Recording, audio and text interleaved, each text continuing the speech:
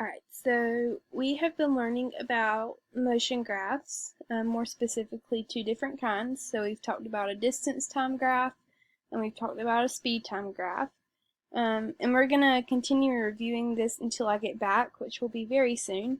But for today, you're going to look at how we can tell these two graphs apart when they're kind of mixed in together.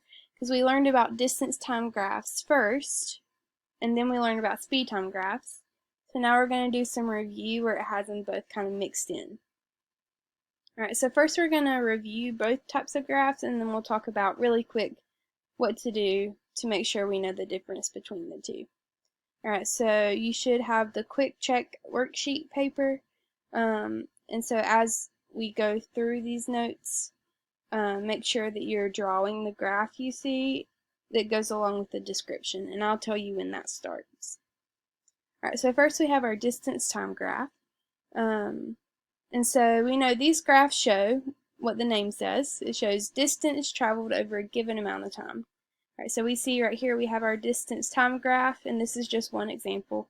So you have your distance, which is on your y-axis, and it shows that distance traveled over a given amount of time. And so our time is on our x-axis.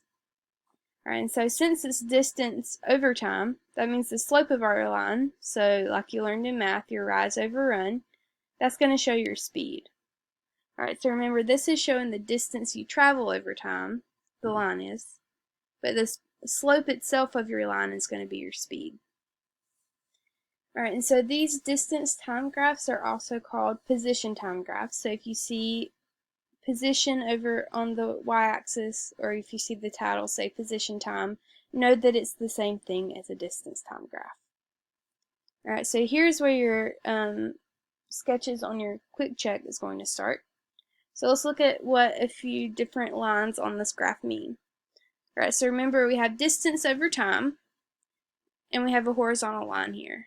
Alright, so if you have a horizontal line, that means no distance has been traveled to increase away from your starting point. No distance has been traveled to bring you back to your starting point.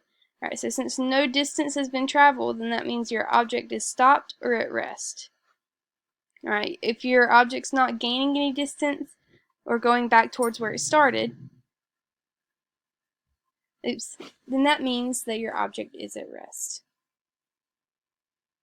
Okay, your time is still going, because time never stops, but your distance is not moving, so your object is at rest.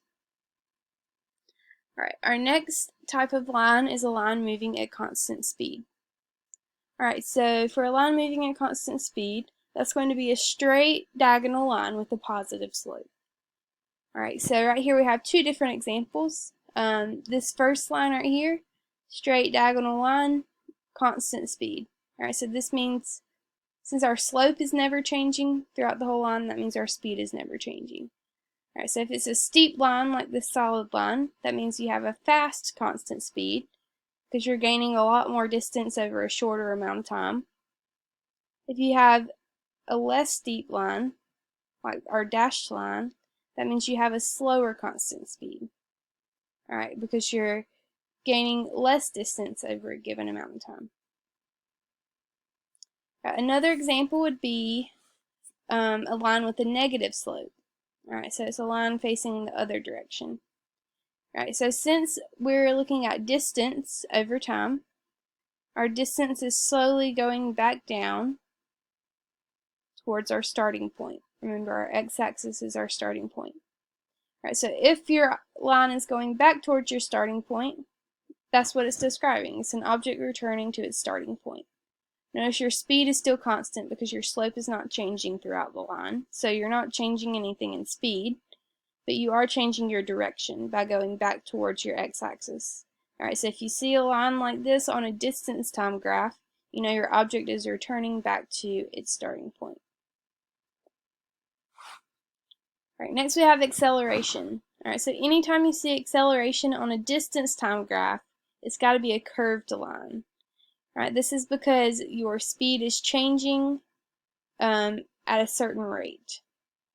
Alright, so right here we have a curved line, and that curved line is pointing up. So notice you're starting to gain a lot more distance as you move up. So right here you're not really gaining a lot of distance, but then suddenly you gain a whole lot of distance. Alright, so if you suddenly start gaining a lot more distance, then that means your object is going to be speeding up.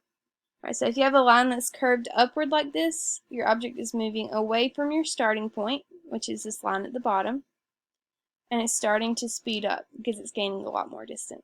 Alright, so this is your last sketch for your distance time graph side on your worksheet. Alright, so this one is not on your worksheet, but I wanted you to see it just to refresh your mind one more time. So the one we just looked at was speeding up. If you're slowing down, it's going to be bent the other way. Alright, so notice right here, you're gaining a lot of distance, then suddenly as time goes on, you're gaining less and less distance. Alright, so remember our line going up and down represents distance. So as time goes on, you're starting to gain less distance. So that means your object is going to be slowing down. Alright, so if I'm driving a car and then I slow down in my car, I'm not going to be traveling as many miles per hour as I was before. Alright, so that means I can go less miles in a given amount of time if my car slows down. Alright, same thing here. Less distance traveled means your object is slowing down. Alright, so these were our distance time graphs. Now we're going to switch gears and look at our speed time graphs. Alright, so these graphs show us our speed of our object over a given amount of time. Alright, so notice you have speed right here in your y-axis. You still have time in your x-axis. So over a given amount of time, it's going to show what your speed is doing. Alright, so the slope of this line, the actual rise over run, is going to be your acceleration. Alright, but we're looking at speed over time. Alright, so another name for a speed time graph is going to be called a velocity time graph. Alright, because remember, velocity is just speed with direction. Alright, so you may see the word velocity here in the y-axis. It's the same thing as a speed time graph, so don't let that word confuse you. Alright, so position is the same thing as distance in terms of graphs, and then velocity is the same thing as speed. Alright, so don't let that confuse you. Alright, so let's look at what a few lines of a speed time graph would look like, and you can continue to fill this in on your worksheet. Alright, so first we have an object that is stopped or at rest. Alright, so remember, our y-axis is speed, and our x-axis is time. Alright, so we're thinking about an object that is stopped or at rest. Alright, so if you're not moving, then you're not going to have any speed. Alright, so in order to show a line with no speed on a graph, then that line has to be resting on the x-axis. It has to be resting at 0. Alright, because these numbers right here represent what your speed is going to be. So if you had a horizontal line up here, then your speed would be 27. If you had a horizontal line right here, then your speed would still be 15. Alright, because these numbers show us what our speed is, because it's speed over time. So if an object is stopped, that means it has no speed because it's not moving. So the only place that line can be on your graph is going to be where your y is equal to 0. Alright, because our y is speed, so our speed has to be 0. Alright, so that line is going to be at the very bottom of your graph on a speed time graph. Alright, the next description we're looking at is two objects moving at a constant speed. One is fast and the other is slow. Alright, so if you have a constant speed, that means your speed is staying the same the whole time. So if I want to travel at a constant speed when I'm driving in my car, then I can't go from 55 miles per hour to 60 miles per hour to 66 miles per hour. That's not a constant speed. Alright, a constant speed would be me traveling 55 miles per hour all the way to work. Alright, because my speed is not changing. It's staying at 55 miles per hour the whole time. Alright, so same thing here. If I have a line down here, that looks like about 4. Alright, so that means I have a constant speed of 4 the entire time. That line's not increasing in speed, it's not decreasing in speed. My speed is staying at 4 meters per second that whole time. Alright, so this is going to be representing a slower constant speed. Up here I have a fast constant speed. Alright, so right there it looks about maybe 19, let's say. So if I had a speed at the 19 mark, then that means I'm traveling 19 meters per second the entire time. Alright, it's not increasing in speed, it's not decreasing in speed, or else that line would be going back and forth. Alright, so it's a constant speed, not changing. So it's going to be a horizontal line at whatever the speed is going to be. If I said I wanted a constant speed at 27 meters per second, then my line would be here. Alright. The next line we're looking at is a straight diagonal line with a negative slope. Alright, so remember we're looking at speed here. So we're looking at an object that's slowing down at a constant rate.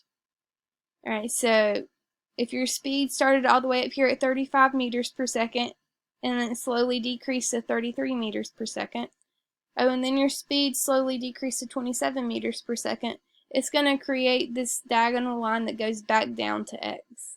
Alright, because your speed is decreasing, alright, so your numbers over on this side have to decrease. Alright, so if you see a line that looks like this, then your object is slowing down. Remember, this line doesn't represent distance anymore, so it's not showing the direction you're traveling. It's showing what your speed is doing. So you're not thinking about direction or distance right now, you're looking at speed. Alright, so this is going to show a line where your speed is slowing down. Alright, thinking about the opposite, an object speeding up at a constant rate, same thing. So these numbers represent speed. So if your speed is increasing, going from 3 to 15 to 27, alright, if your speed is increasing, then that line is going to go up. So you're going to have a positive slope, and it's going to go up in a straight diagonal line. Alright, so this is going to show what an object looks like speeding up on a speed time graph. Alright, so the best way to handle comparing the two graphs or to solve worksheets or activities where it has both in them is to look at the y-axis. Alright, so anytime you are given a graph, before you even start to try and interpret what the different lines mean, your first step is to always look at the y-axis, because that's going to tell you if it's a distance time graph or if it's a speed time graph. Alright, so if I was looking at this graph, look at my y-axis, it says distance, so that means it's a distance time graph. Alright, if this said position, it would also be a distance time graph. Alright, looking at this graph, my y-axis said speed. Alright, so this means it's a speed time graph. Alright, it may sound simple, but I'm telling you this is the trick to help you with your distance time graph and your speed time graph. You have to look at that y-axis to know what graph you're looking at, because otherwise they could kind of look the same and you could be confused. Alright, so make sure you're looking at your y-axis, because that's going to help you determine what kind of graph you're looking at. Alright, so if we look at a few examples, what does this graph show? Alright, so my first step I'm going to do is look at this y-axis. Alright, so if I look here at the y-axis, it says I'm looking at speed. Alright, so I know that this line represents what my speed is doing over time. Alright, so notice this line is not moving up, it's not moving down. And so since these numbers represent speed, that means my speed is not increasing or decreasing. So my object must be at a constant speed. Alright, so right here we have a line that shows an object at a high constant speed. Alright, next graph. Alright, so my first step, look at my y-axis. I have a distance time graph here. Alright, so now I'm looking at distance. Alright, so this is showing the distance that is being traveled over time. Alright, so if I interpret this graph, and I know this stands for distance, I'm gaining distance, so I know my object is moving away from my starting point at a constant speed, because my slope is speed and that's constant. Alright, and then right here at 18 meters, I know my object is changing directions, because then it starts to lose some of the distance that it gained. Alright, so it's gaining this distance and then it's starting to go back towards its starting point. Alright, so right here we have an object with a constant speed, changes direction, travels back to its starting point at a constant speed. Alright, so, and I know that because this is a distance time graph, and so I'm measuring the distance over a given amount of time. Alright, last one. First step, look at my y-axis. Alright, here I have a speed time graph, so that means I'm looking at what my speed is doing over time. Alright, so right here, my speed is going up because it starts right here at 0, then it goes to 3, then 6, then 9, then 12, then 15.